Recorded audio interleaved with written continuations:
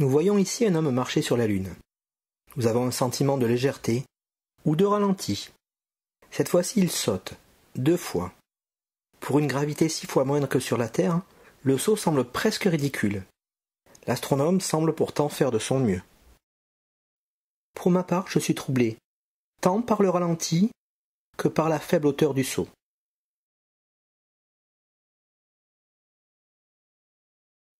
Cette fois-ci, nous voyons des hommes dans un Airbus 0G.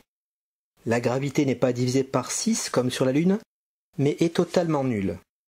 Nous avons un total sentiment de légèreté, mais pas le moindre sentiment de ralenti. Même chose dans la Station spatiale internationale, où la gravité est nulle. Nous voyons un homme s'entraîner sur un vélo. Comme vous le voyez, il n'y a pas du tout de ralenti. Il ne peut y avoir de ralenti que si la vidéo a été travaillée pour cela. Nous y reviendrons plus tard. Revenons à la hauteur du saut. Il semble, comme vous le voyez, n'avoir rien d'exceptionnel. J'ai réalisé cette image à partir du premier saut.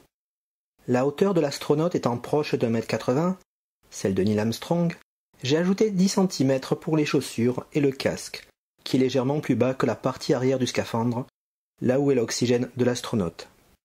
En comptant le nombre de pixels, j'ai, avec une simple règle de proportionnalité, calculé la hauteur du saut, c'est-à-dire 50 cm.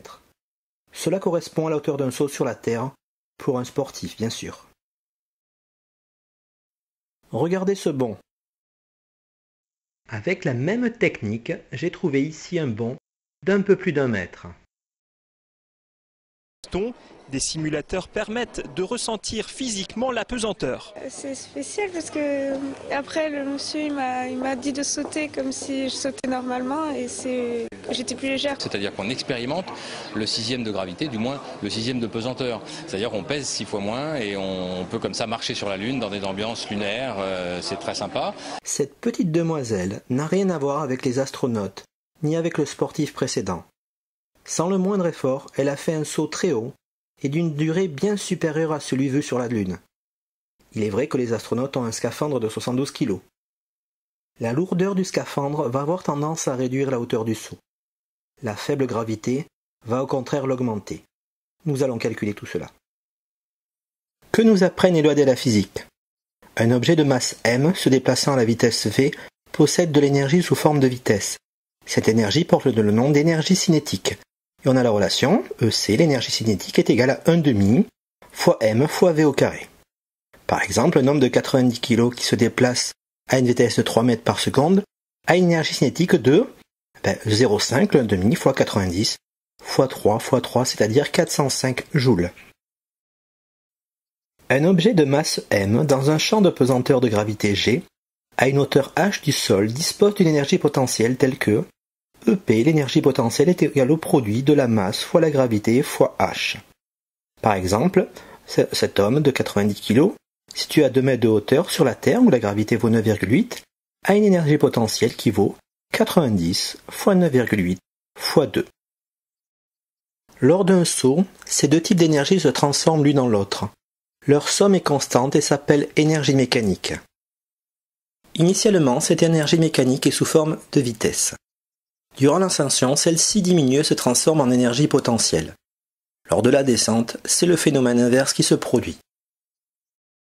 Analysons le saut de l'astronaute. Je prends comme référence un sportif qui sauterait 70 cm.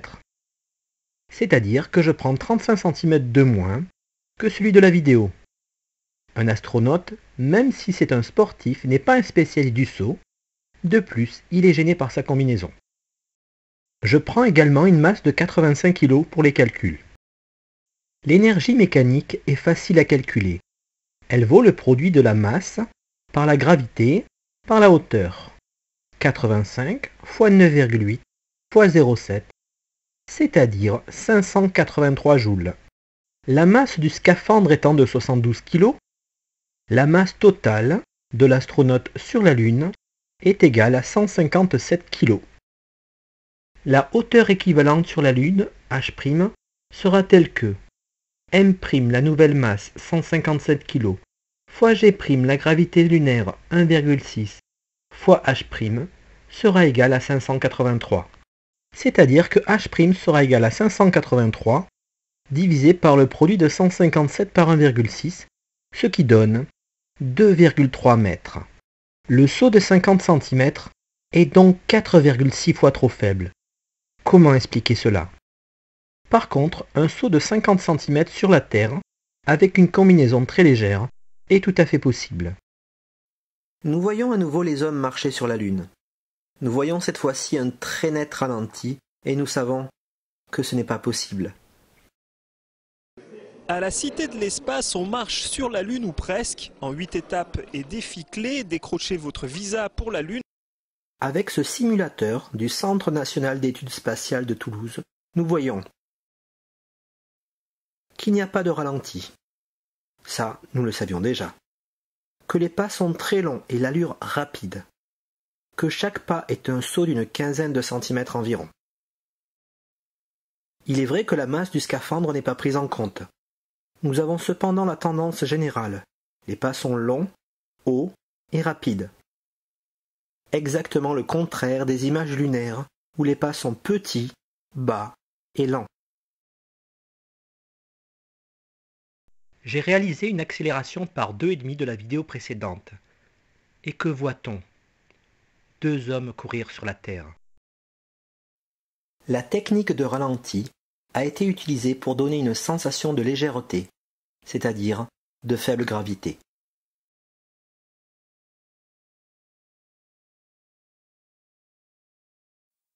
Bon alors, que penser, que conclure? Ou plutôt comment continuer? Bien sûr, si vous êtes un adolescent, ou si dans votre tête vous l'êtes encore, cette vidéo ne vous est pas destinée. Vous pouvez continuer à surfer. Si vous n'avez pas au moins un bac+2 dans un domaine technique, il vous sera presque impossible de démêler le vrai du faux. Sachez qu'en quelques heures seulement, avec toute votre honnêteté, toute votre bonne foi, et même avec des compétences scientifiques et techniques, vous n'effleurerez même pas le sujet. Vous resterez dans un premier temps sur vos opinions, et vous trouverez même de nouveaux arguments dans ce sens. Il va falloir passer du temps. C'est ça l'important. Voir et revoir des vidéos, certaines comme les miennes, d'autres qui ont un point de vue contraire. Il va falloir réfléchir à tête reposée, et pas uniquement dans la minute qui suit la visualisation de cette vidéo. Il va falloir analyser des opinions, des arguments, refaire un peu de physique, faire des manipulations comme celles que je vous propose, la chute du marteau et de la plume, réexaminer tout cela d'un regard neuf.